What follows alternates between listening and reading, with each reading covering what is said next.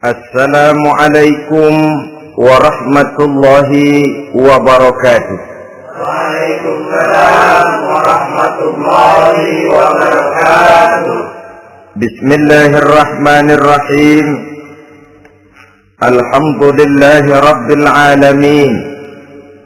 Wassalatu wassalamu ala ashrafil anbiya'i wal mursalin, Sayyidina wa maulana Muhammadin wa ala alihi wa ashabihi al-mujahidin at-tahirin, amma ba'du. Saudara-saudara kaum muslimin seiman dan sekeyakinan yang berbahagia, pada suatu hari seketika sedang berkumpul dengan para sahabat, Rasulullah pernah memberikan peringatan. Beliau bersabda, yushiku an tada'a alaikumul umamu kama tada'al akanatu ala qas'atiha.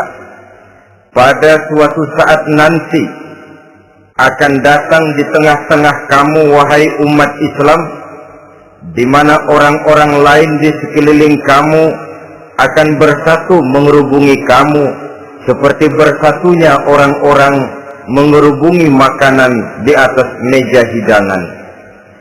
Akan datang satu saat nanti di mana kondisimu dikepung sedemikian rupa, yang barat mau menerkam, yang timur mau menghantam, yang selatan mau menginjak-injak, yang utara pun akan menjelajah.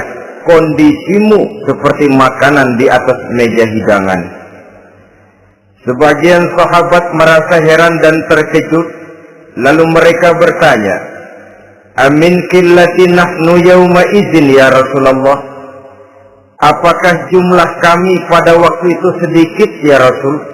Kami sampai dikepung sedemikian rupa? Beliau menjawab, bal antum yawma idzin katsir. Sama sekali tidak. Kamu tidak sedikit pada saat itu. Bahkan jumlahmu sangat banyak. Kamu adalah mayoritas. Walakinnakum ghusa'un ka ghusa'is sail. Tetapi keadaanmu saat itu persis seperti buih di lautan. Banyak tetapi centang perenang. Banyak tetapi tidak punya daya dan kekuatan. Banyak tapi dipermainkan gelombang lautan, dihempaskan ke tepian pantai tanpa punya makna dan arti. Kondisimu pada saat itu kuantitas yang tanpa kualitas, sehingga orang lain enak saja mengepung kamu. Akidahmu didangkalkan, dibanjiri dengan peradaban dan kebudayaan yang menjauhkan dari agama. Dari segi maksiat dan munkarat seluruhnya mengepung sampai kita melepaskan nilai-nilai Islam kita ini. Dan celakanya, sambung beliau, wal yanzi'anna fi qulubi aduwikumul mahabata minkum. Akan dicabut kehebatanmu di mata musuh-musuhmu, sehingga pada saat seperti itu orang lain memandangmu umat Islam enteng saja, remeh saja, tidak ada apa-apanya. Sudahlah, pokoknya umat Islam sikat saja. Umat Islam enteng, umat Islam kecil, umat Islam tidak ada apa-apanya. Alangkah ironinya, alangkah menyedihkannya, memilukan dan sekaligus memalukan. Umat yang mayoritas ini dipermainkan oleh yang minoritas. Umat yang jumlahnya terbesar, terbanyak, bahkan konon menurut catatan sampai 90%, tapi dipermainkan oleh mereka, kelompok-kelompok kecil ini. Wal yakzifanna fi qulubikumul wahn. Pada saat itu di hatimu dicampakkanlah penyakit wahan. Sahabat kemudian bertanya, wa mal wahnu ya Rasulullah? Apakah penyakit wahan itu ya Rasul? Beliau menjawab, hubbud dunya wa karahiyatul maut. Penyakit wahan itu tidak lain hubbud dunya wa karahiyatul maut. Terlalu cinta kepada dunia dan terlalu takut kepada mati. materialistis dan takut resiko. Dua penyakit inilah yang menyebabkan walaupun umat ini mayoritas, tapi dipermainkan oleh yang minoritas. Walaupun dia golongan terbesar, tapi nasibnya seperti makanan di atas meja makan. Dari segala macam penjuru mau menghantam dia. Saudara-saudara kaum muslimin yang berbahagia, ini merupakan analisa sosial bahwa pada suatu saat nanti akan terjadi di tengah-tengah umat di mana kita dihantam dan diserbu dari segala macam penjuru. Akidah didangkalkan, peradaban dan kebudayaan dirusak, makanan dan minuman diracuni, pakaian ditelanjangi dan lain sebagainya, sampai kita melepaskan nilai Islam yang kita cintai ini. Kondisi sosial ini satu saat akan datang kepada kita. Demikian analisa dan peringatan dari Rasulullah Sallallahu Alaihi Wasallam. Marilah sekarang kita melihat, adalah benar bahwa di zaman sekarang kita insya Allah tidak akan mengalami perang Badar sehebat yang pernah dialami oleh Rasul dan para sahabatnya. Tetapi sesungguhnya perang yang kita hadapi di zaman sekarang ini tidak kalah hebatnya dengan perang Badar, tidak kurang dahsyatnya dengan perang Uhud, tidak kurang ngerinya dari perang Khandaq.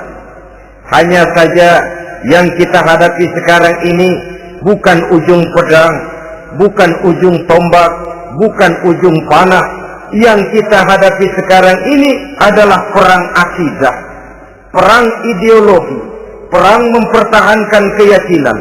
Yang kalau kita kalah sekarang, kita memang masih beragama. Tetapi anak kita, cucu kita, generasi yang akan hidup 5, 10, 20, 30 tahun yang akan datang, wallahu a'lam bissawab. Islam, saudara-saudaraku, tidak mungkin hilang dari dunia.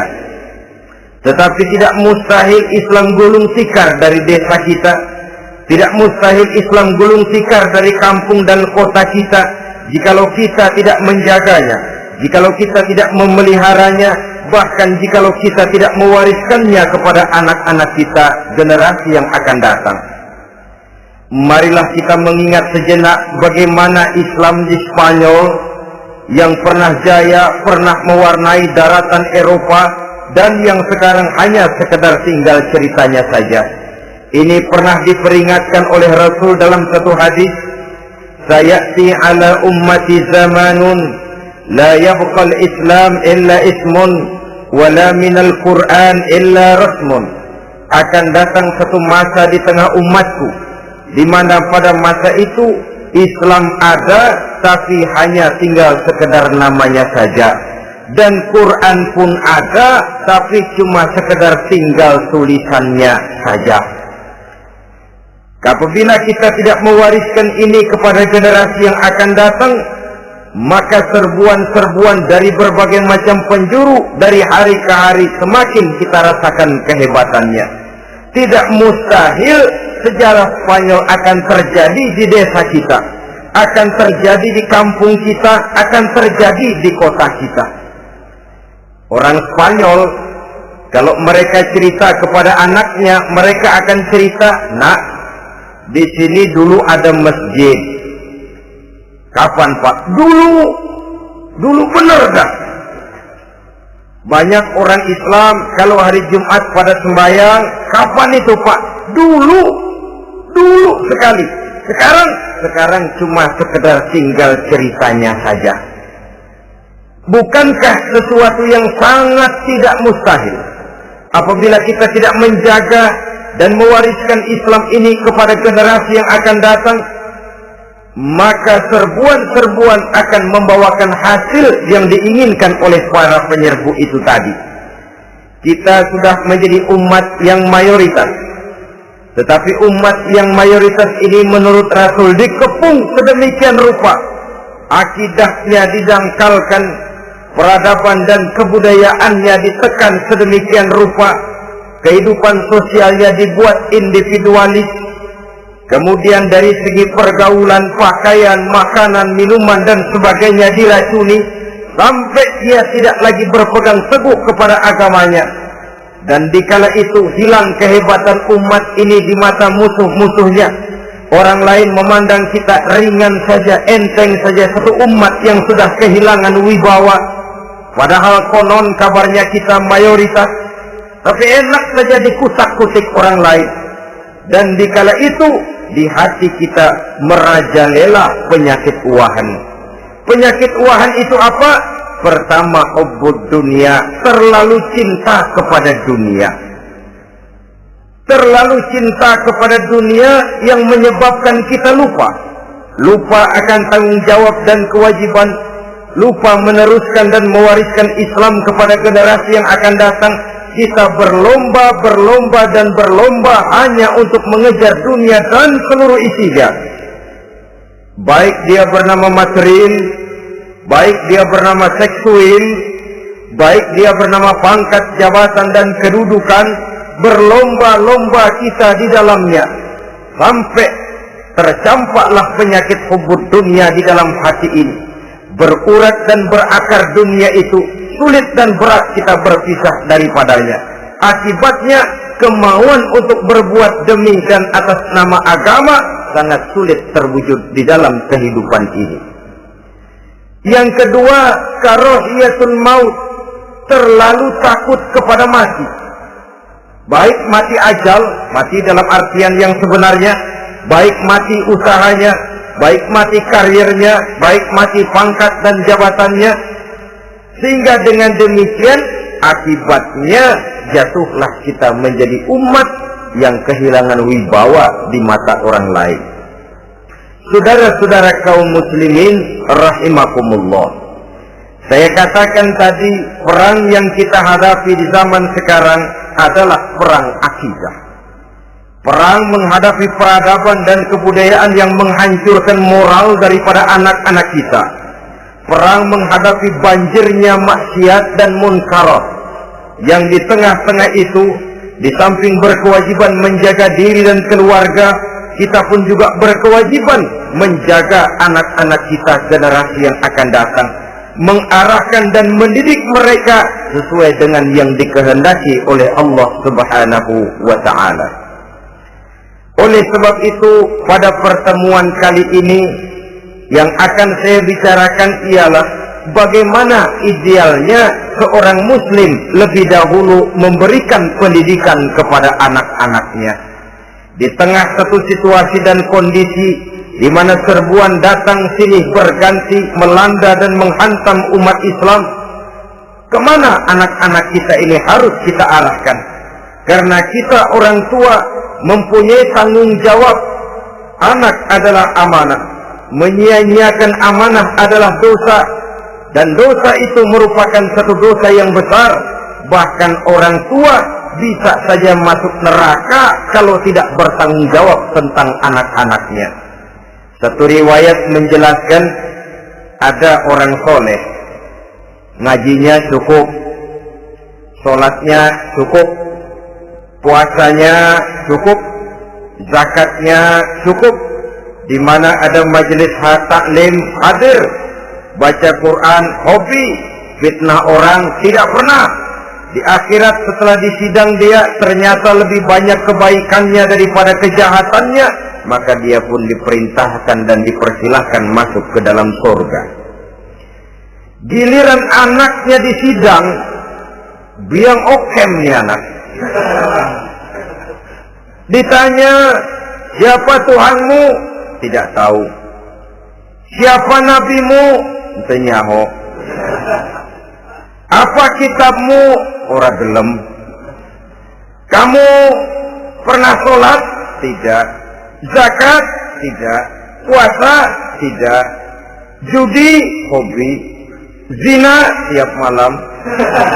Mabuk? Berat. Wah, brengsek kamu. Kebaikan tidak ada barang sedikit pun, sementara kesalahan dan dosa berlipat ganda. Kamu neraka. Anak ini protes. Benar, saya tidak kenal siapa Tuhan saya. Saya tidak tahu siapa nabi saya. Saya tidak tahu kitab suci dan kiblat saya. Saya tidak sholat, tidak zakat, tidak puasa. Tiap malam saya judi, saya zina, saya mabuk. Tapi saya kerjakan semua itu karena saya tidak tahu dan orang tua saya tidak pernah memberitahu saya. Dia enak-enakan hadir di majelis taklim, saya nyekek botol, didiemin saja. Dia enak-enakan baca Quran, saya zina, didiamkan saja. Saya bukan tidak mau, orang tua saya sama sekali tidak pernah mendidik saya. Dia mau benar sendiri. Maka kalau sekarang saya harus masuk ke dalam neraka, saya menuntut agar orang tua saya ikut sama-sama bergabung dengan saya ke dalam neraka. Gara-gara dia tuh saya jadi begini. Orang tuamu yang mana? Tuh, yang barusan mau ke surga. Ini orang tua yang sudah mau berangkat ke surga dipanggil. Sebentar dulu, Mas. Ini benar anak kamu? Iya, Pak. Waktu di dunia kamu tidak pernah ajarin dia ngaji? Sampai dia tidak kenal Tuhannya, tidak kenal nabinya, tidak kenal kiblat dan kitab sucinya? Iya, Pak. Dia tidak sholat, kamu diamkan saja. Dia tidak puasa, tidak zakat, kamu bersikap masa bodoh. Bahkan dia judi, dia zina, dia mabuk, kamu pun berdiam diri saja. Iya, Pak. Tahukah kamu bahwa anak ini adalah amanah? Menyia-nyiakan amanah artinya khianat, dan khianat adalah dosa yang sangat besar. Kamu tidak bertanggung jawab, maka kamu, anakmu gabung ke dalam neraka. Saudara-saudara kaum muslimin rahimakumullah, itu sebabnya Allah pesan benar-benar, ya ayyuhalladzina amanu qu anfusakum wa ahlikum nara. Hai orang-orang yang beriman, jaga dirimu dan keluargamu, istri, anak, orang-orang yang menjadi tanggung jawab dan kewajiban kita, jaga dan pelihara mereka dari api neraka. Saudara-saudara kaum muslimin, lalu kalau kita orang-orang tua yang hidup di zaman sekarang ini sudah sering beristighfar, mengurut dada, melihat situasi, membaca peta keadaan, konon tantangan yang akan dihadapi oleh anak-anak kita 15, 20, 25 tahun yang akan datang jauh lebih berat dari apa yang kita hadapi sekarang ini. Maka adalah wajar jika kita sebagai orang tua yang cinta kepada agama, cinta kepada anak-anak kita, berpikir untuk mewariskan nilai-nilai yang luhur ini kepada anak-anak kita generasi yang akan datang. Bagaimana pada mulanya kita harus mendidik mereka? Mari kita telusuri apa yang dicontohkan oleh Al-Quranul Karim. Orang-orang tua bijaksana yang diceritakan dalam Al-Quran, kalau sudah berpikir tentang anak-anaknya generasi yang akan datang, pendidikan pertama yang diberikan kepada anaknya ternyata adalah persoalan akidah. Nabi Ibrahim, pertanyaan yang paling merisaukan beliau buat anak cucunya ialah, ma ta'buduna min ba'di. Saudara bisa lihat surah Al-Baqarah ayat 133. Anak-anakku, kalau pada satu saat nanti aku, ayahmu ini sudah tidak ada lagi, meninggalkan kamu semua, meninggalkan kehidupan dunia ini, ma ta'buduna min ba'di, apa yang akan kamu sembah nak kalau ayah sudah tidak ada lagi? Jikalau ayahmu sekarang masih rajin ke masjid, melakukan rukuk dan sujud, i'tikaf dan membaca Quran, kalau satu saat ayahmu meninggalkan dunia ini, masihkah engkau mau ke dalam masjid? Masihkah engkau rukuk dan sujud? Masihkah engkau i'tikaf? Ma ta'buduna min ba'di, apa yang akan kamu sembah kalau aku ayahmu tidak ada lagi nak? Ditanamkan bukan hanya keyakinan bertauhid, sekaligus juga menyembah kepada Allah yang kita yakinkan dengan tauhid itu tadi. Bukankah berbeda dengan kita kebanyakan orang tua sekarang? Kita tidak pernah berpikir ma ta'buduna min ba'di. Kalau bapak tidak ada, kamu nyembah apa nak? Kita orang tua sekarang pagi-pagi malah berpikir ma ta'kuluna min ba'di. Kalau bapak nggak ada, kamu nanti makan apa nak? Bukan nyembah apa yang kita pertanyakan, bukan nyembah apa yang kita khawatirkan, makan apa nak? Maka yang dicari lalu sekolah-sekolah yang bonafit, yang tidak peduli apakah itu merusak imannya, mematikan akidahnya, menghancurkan keyakinannya. Yang penting ada jaminan hari depan bisa dapat lapangan kerja. Akibatnya berduyun-duyun orang-orang tua muslim menyekolahkan anaknya di sekolah-sekolah yang bukan Islam, yang nyata-nyata membahayakan akidahnya, dididik dengan kultur dan budaya yang bertentangan dengan nilai-nilai agamanya. Bukankah ini berarti merelakan anak untuk dikafirkan? Bukankah ini artinya menyerahkan anak untuk ditulis menurut selera para pendidik yang tidak sesuai dengan nilai akidah yang dimilikinya? Mengapa kita tidak berpikir seperti Nabi Ibrahim yang sebelum memberikan pendidikan kecerdasan, sebelum pendidikan matematika, IPS, PSBB dan disiplin ilmu lainnya, yang pertama ditanamkan ma ta'buduna min ba'di. Kalau ayahmu tidak ada, kamu menyembah apa nak? Menyembah Allah apa nanti malah menyembah harta? Menyembah Allah apa nanti malah mendewa-dewakan pangkat dan jabatan? Menyembah Allah apa malah nanti menyembah alam? Itu yang dikhawatirkan Nabi Ibrahim kepada generasi yang akan datang. Dan itu saudara-saudara yang seharusnya mengkhawatirkan kita kepada anak-anak kita, generasi yang akan datang. Lihatlah serbuan akidah di zaman sekarang ini. Dimanfaatkan kemiskinan kita umat Islam. Diberikan kita tawaran berupa beras, pakaian, obat-obatan, kalau perlu beasiswa, asal bisa melepaskan keislaman kita ini. Bertahap, sedikit demi sedikit, step by step, sibran bi sibrin wa zira'an bi zira'in. Dan harus saya ingatkan, orang di zaman sekarang tidak mungkin menghantam Islam secara frontal. Tidak mungkin menghantam Islam terang-terangan, apalagi mengerahkan satuan militer. Tidak. Orang berhitung, bagaimanapun kondisi dan kualitasnya umat Islam, mereka masih punya satu modal penting, fanatisme agama. Kalau ini disulut, api jihad segera berkobar, dan hanya maut yang bisa menghentikan orang yang dibakar dengan semangat jihad. Orang tahu itu. Betapa Uni Soviet kedodoran menghadapi mujahidin Afghanistan yang disulut oleh semangat jihad yang berkobar dengan persenjataan yang primitif ketimbang persenjataan Uni Soviet. Entok mereka pantang surut mundur ke belakang.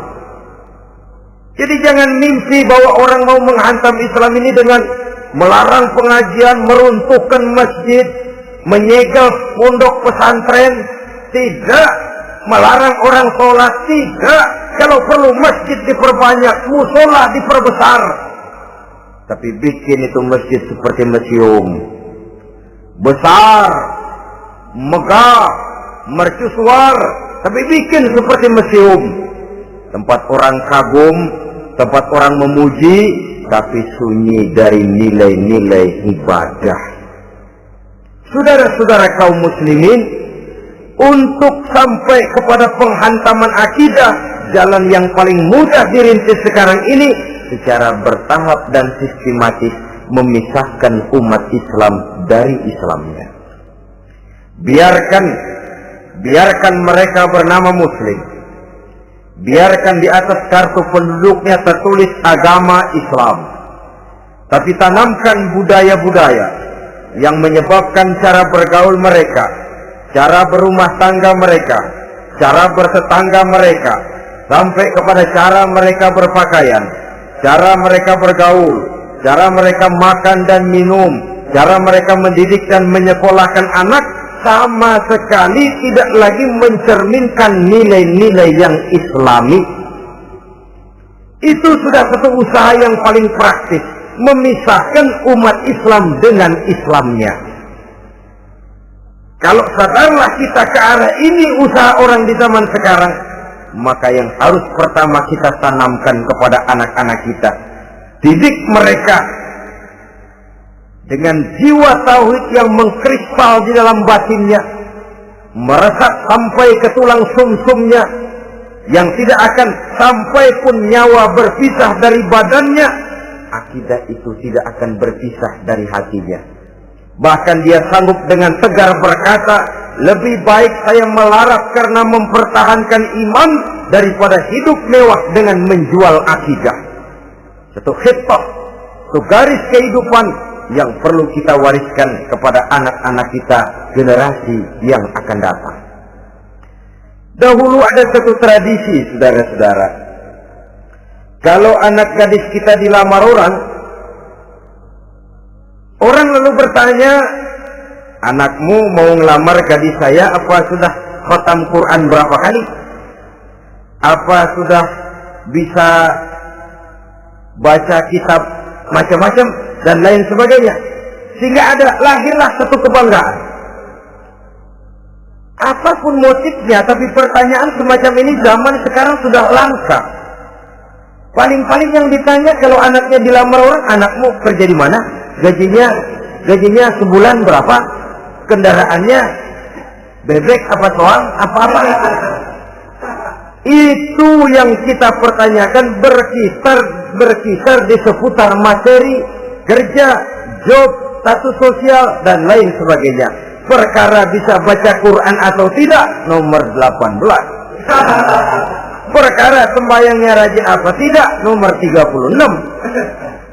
Saudara hadirin, akibatnya terjadi pergeseran nilai. Maka mendidik anak menurut tuntunan Quran adalah seperti yang diberikan contoh oleh Luqmanul Hakim, yang diceritakan dalam surah Luqman mulai ayat 11 dan selanjutnya. Apa pendidikan pertama yang harus kita berikan kepada anak? Pertama, ya bunayya la tusyrik billah. Wahai anakku, jangan sekali-kali engkau menyekutukan Allah. Nah, jaga tauhid, pelihara iman, mantapkan akidah. Ini dasar yang pertama. Belum lagi anak mengenal berbagai macam disiplin ilmu, yang pertama ditanamkan tauhid. Ini yang mendasari kehidupan.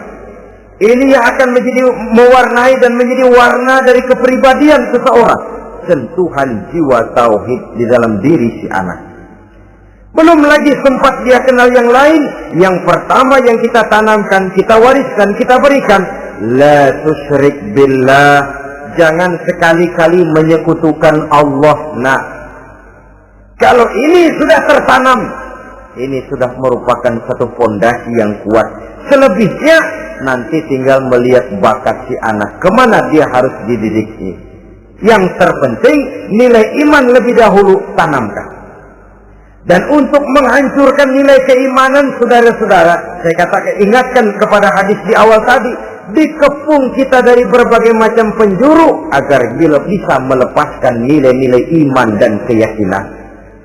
Proses pendangkalan akidah, ditanamkan keraguan kepada agama, ditanamkan rasa malu beragama, sholat malu, baca Quran malu, berangkat ke masjid malu, pakai jilbab malu, ditanamkan rasa malu beragama.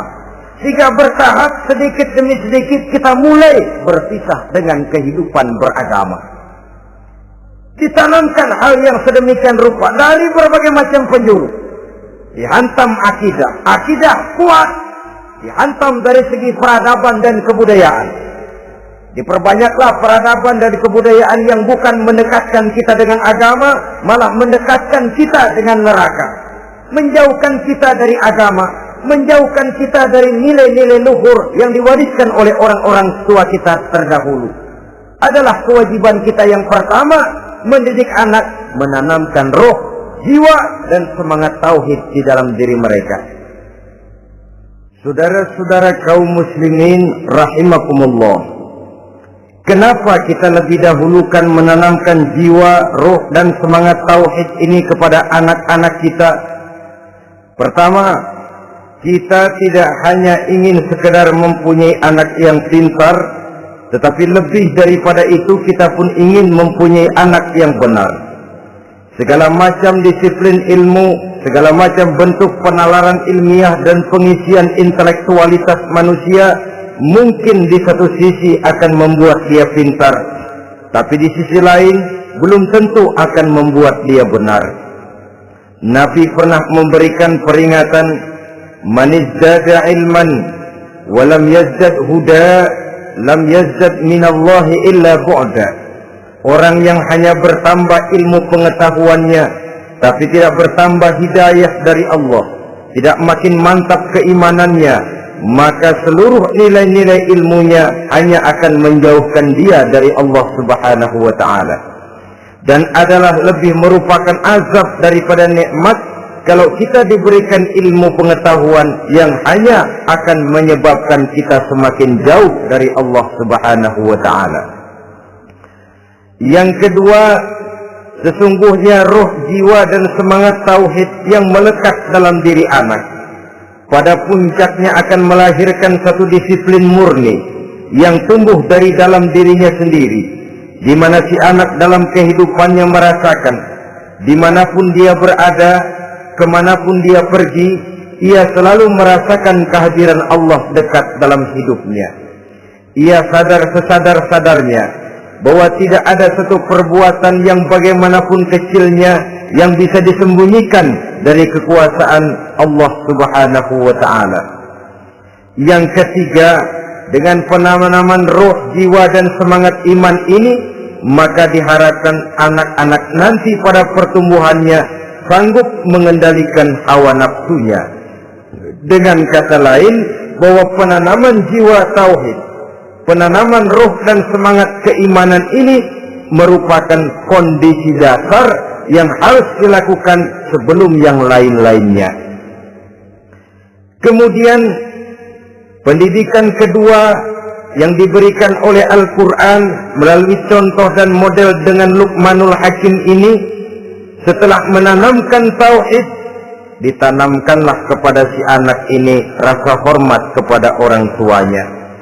Wa wassaynal insana biwalidayhi, dan kami wasiatkan kepada manusia untuk berbakti kepada ibu bapaknya.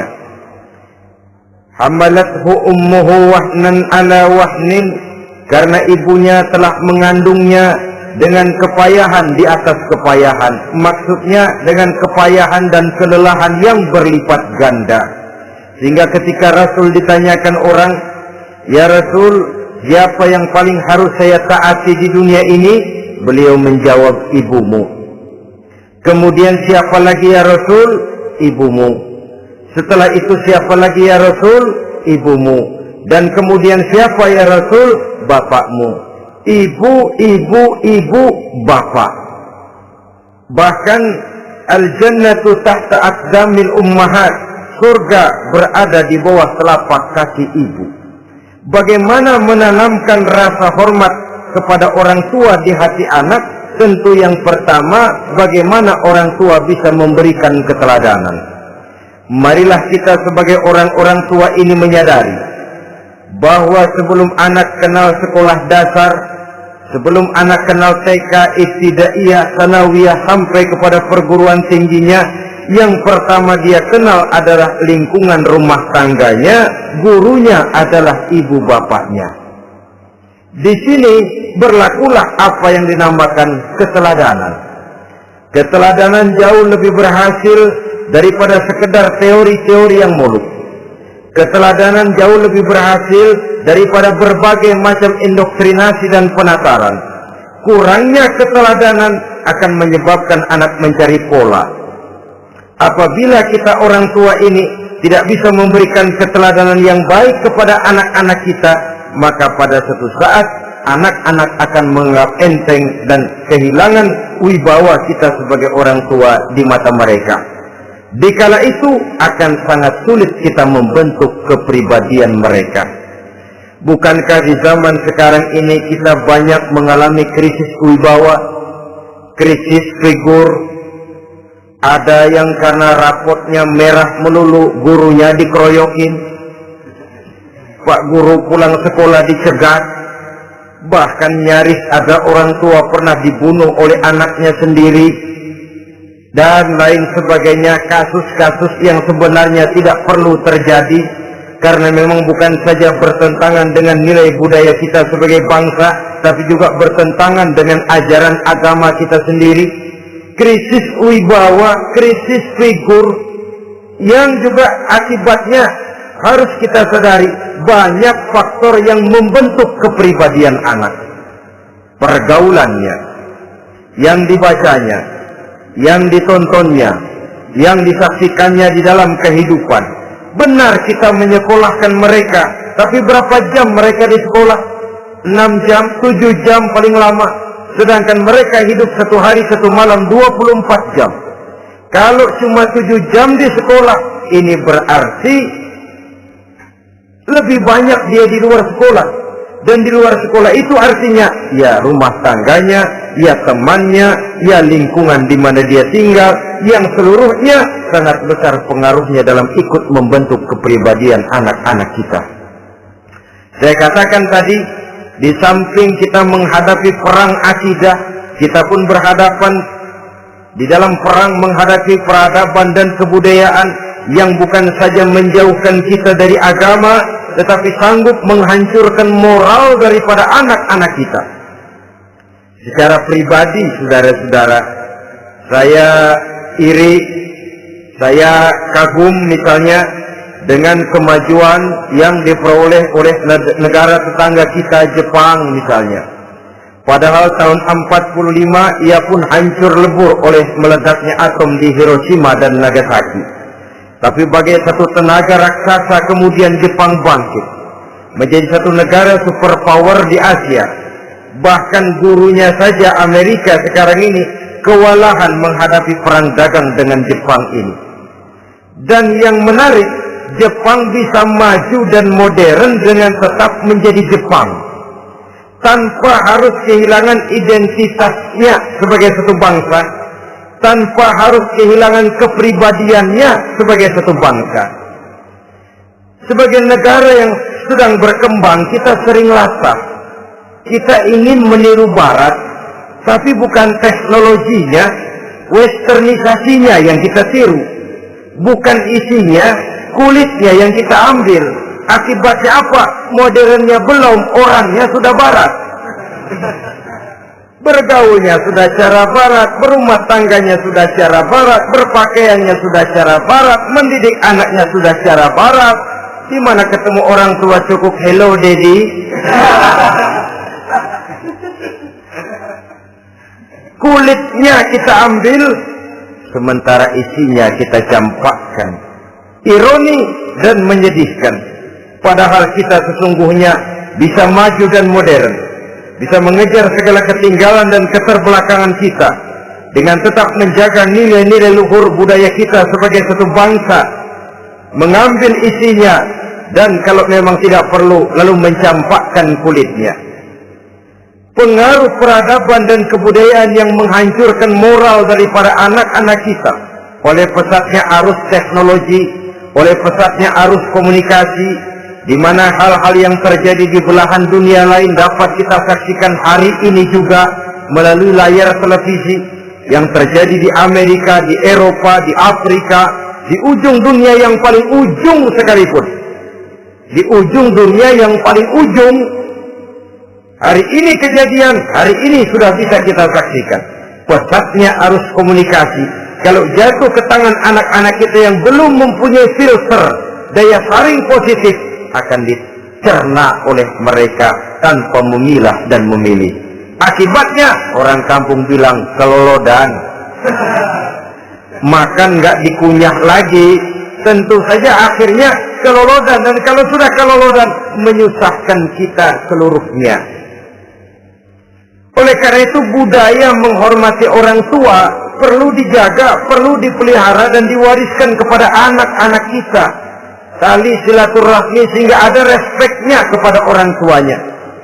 Jangan bapaknya dianggap CS, ibunya dianggap CS, kakeknya dianggap CS. Hilang rasa respek, hilang rasa menghormati. Sementara orang tua sendiri tidak bisa memberikan keteladanan, kurang mendapat perhatian dan lain sebagainya. Apalagi kalau baik ibu maupun bapak adalah orang-orang karier yang setiap hari sibuk menghadapi tugas masing-masing. Bapak sibuk rapat, pindah kantor sana kantor sini, ibu sibuk arisan, besarlah anak-anak di tangan pembantu dan lain sebagainya, sehingga dia merasa kurang mendapat perhatian, dan ini akan ikut membentuk warna dari kepribadian yang dimilikinya. Sampai kepada pelosok-pelosok desa, jaringan televisi memang menguntungkan. Tapi kalau sudah sampai kepada menayangkan budaya-budaya yang tidak sesuai dengan pola di mana mereka tinggal, pola lingkungannya, dan ingin mereka terapkan dalam kehidupan, ironi dan menyedihkan. Maka sering dikatakan, jikalau ABRI masuk desa, rakyat beruntung. Jikalau listrik masuk desa, rumah jadi terang. Jikalau koran masuk desa, rakyat jadi cerdas. Jikalau hakim masuk desa, rakyat lalu sadar hukum. Tapi jikalau maksiat dan munkarat masuk desa, minuman keras masuk desa, judi masuk desa, pelacuran masuk desa, rakyat tentu kiamat. Dan kita harus punya budaya untuk memilah dan memilih, mempunyai filter untuk jadi daya saring positif. Oleh karena itu, saudara-saudara, tahap kedua setelah menanamkan jiwa tauhid kepada anak, tanamkan rasa hormat kepada orang tuanya. Orang tua itu ibu bapaknya, orang tua itu guru-gurunya yang mengajarkan dia, atau yang dianggap tua yang lebih senior dari dia. Karena tidak ada satu peradaban yang berdiri sendiri. Bagaimanapun maju dan modernnya kita sekarang, tentu merupakan mata rantai yang berkaitan dari generasi terdahulu. Ini yang kedua. Setelah tauhid, berbakti kepada ibu dan bapak. Tidak ada satu kebahagiaan yang bisa ditegakkan di dunia ini tanpa doa, tanpa restu daripada ibu dan bapak.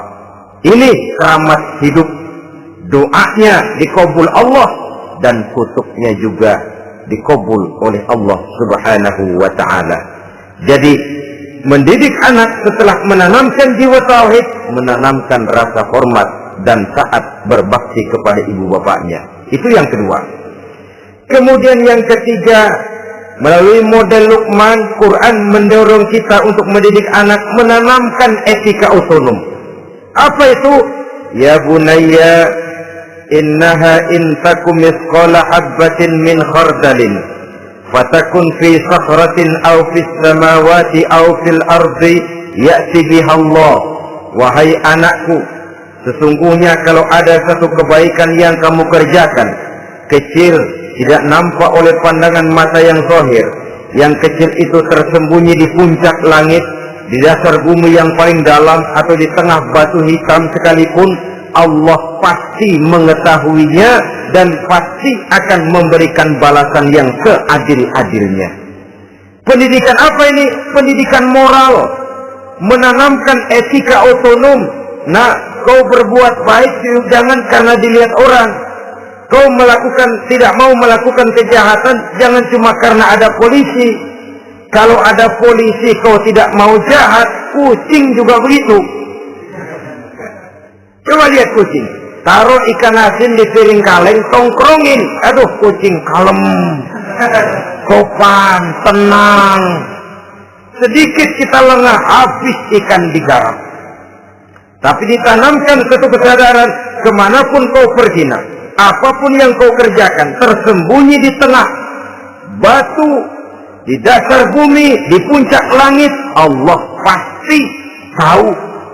Dalam bahasa yang ringan, kita ini diawasi oleh 2 hiperkomputer yang maha sensitif, produksi langit, mereknya Rockheed dan Asid. Itu komputer yang sangat peka dan sensitif. Jangankan kita berbuat, kita berniat baik saja, komputer sudah nyatet sendiri. Inilah yang orang sekarang namakan waskat, pengawasan malaikat. Kalau hidup sudah merasa diawasi oleh malaikat, waskat berhasil. Tapi kalau waskat sudah diawasi malah nekat, itu yang gagal. Atau yang diawasi dan yang mengawasi sama-sama sepakat, itu juga bisa cintai.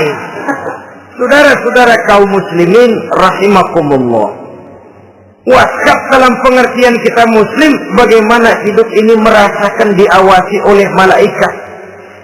Intelektualitas yang tinggi sekalipun, IQ yang nilainya plus sekalipun, disiplin ilmu yang bagaimanapun banyak yang memenuhi benak kita, tanpa diiringi oleh etika otonom, orang sering mencari celah dan kesempatan. Mencari celah dan kesempatan. Tapi kalau sudah merasa, kemanapun saya pergi, dimanapun saya berada, kebaikan bagaimanapun sekecilnya saya lakukan, toh Allah pasti akan memberikan balasan. In khairan wa khairun, wa in syarran fa syarrun. Jikalau baik, baik balasan yang kita terima. Jikalau jahat, jahat kejahatan yang kita terima. Kalau sudah ke arah ini kita berpikir, maka sesungguhnya kalau kita berbuat baik kepada orang lain, hakikatnya kita sudah berbuat baik kepada diri kita sendiri. Lalu tidak ada merasa rugi berbuat baik kepada orang. Karena manakala dia melakukan kebaikan kepada orang lain, artinya dia sudah berbuat baik untuk dirinya sendiri. Jadi setelah tauhid, kemudian berbakti kepada ibu bapak, yang ketiga baru pendidikan tentang akhlak, tentang moral. Pola ini yang sering terlupakan oleh kita, bahwa bagi kita itu pendidikan tidak lain upaya mencerdaskan otak anak. Jangan sampai sebab ini kelihatannya pembangunan makin maju, persaingan hidup makin tajam, tensi ekonomi semakin tinggi, sementara jumlah tenaga kerja dengan lapangan kerja yang tersedia jauh dari mencukupi. Jikalau tidak membekali anak dengan pendidikan yang menunjang lapangan pekerjaan, orang tua khawatir, takut sekali anaknya jadi gelandangan. Dikhawatirkannya kehidupan dunia ini, sementara dia lupa kalau anaknya bisa jadi gelandangan di akhirat.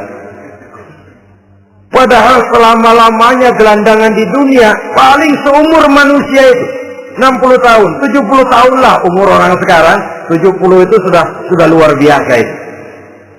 Tapi kalau harus menggelandang di akhirat, menjadi gelandangan di akhirat, alangkah menyedihkannya.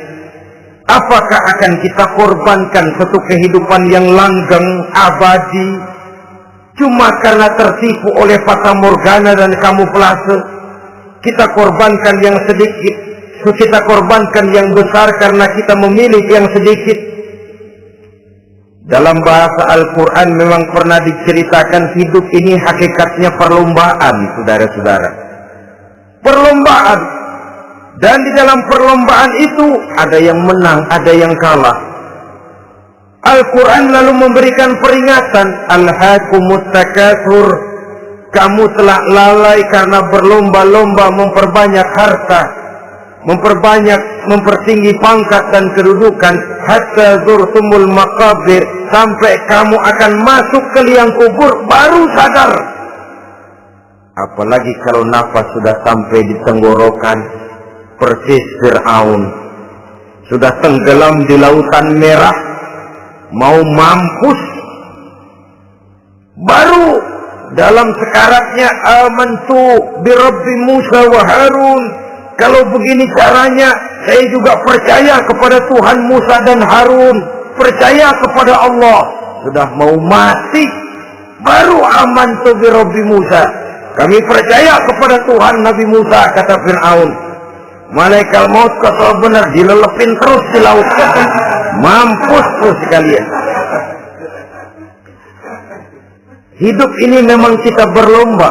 Berlomba dengan waktu, berlomba dengan umur, berlomba dengan tenaga, berlomba dengan tetangga.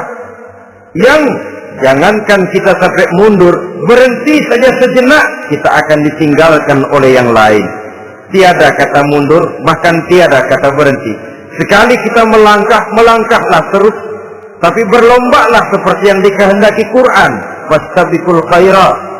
Berlomba-lombalah di dalam kebajikan. Jangan berlomba-lomba di dalam kemaksiatan, kemunkaran, kejahatan. Berlombalah dalam urusan kebaikan. Saudara-saudara kaum muslimin rahimakumullah. Tauhid, berbakti kepada ibu bapa, kemudian pendidikan tentang moral. Apabila pendidikan tentang moral sudah tertanam, barulah lihat bakat si anak. Kemana bakatnya?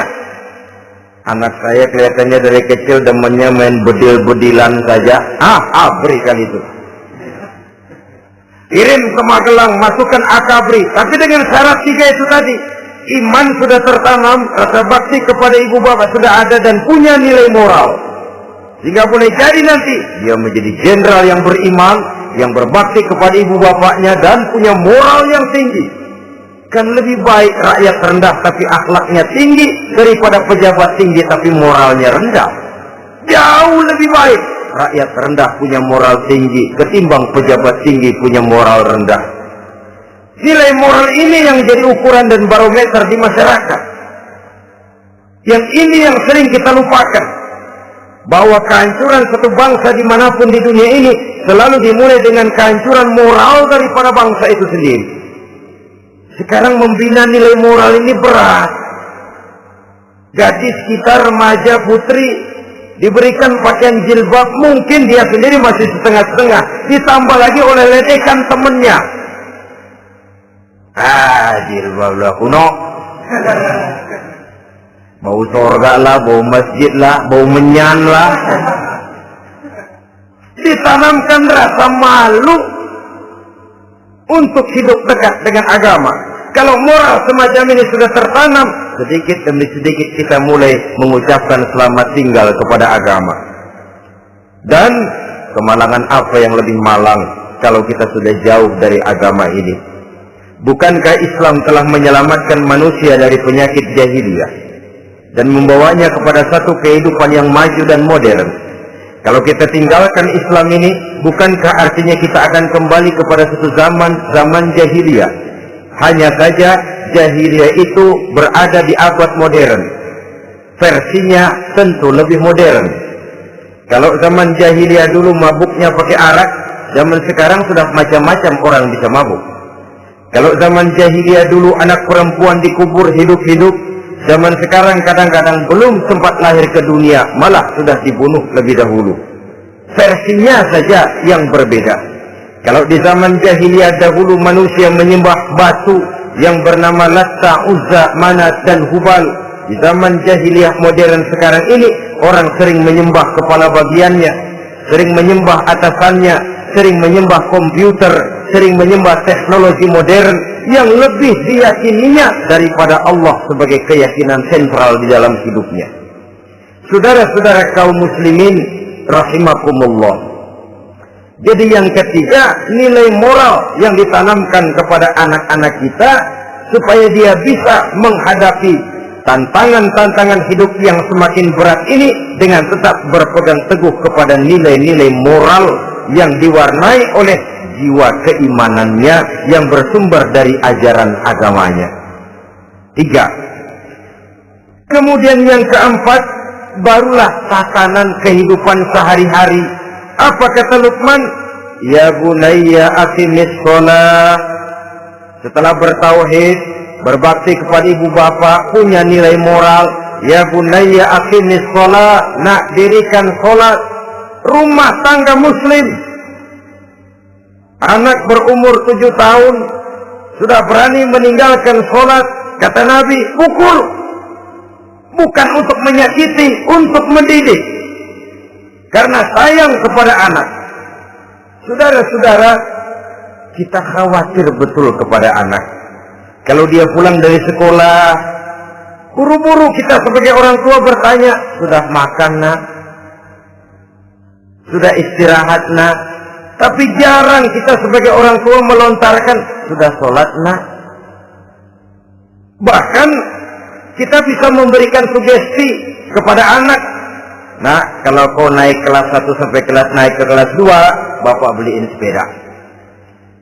Tamat SD nak, motor. Tamat SMP nak, ke Bali kita.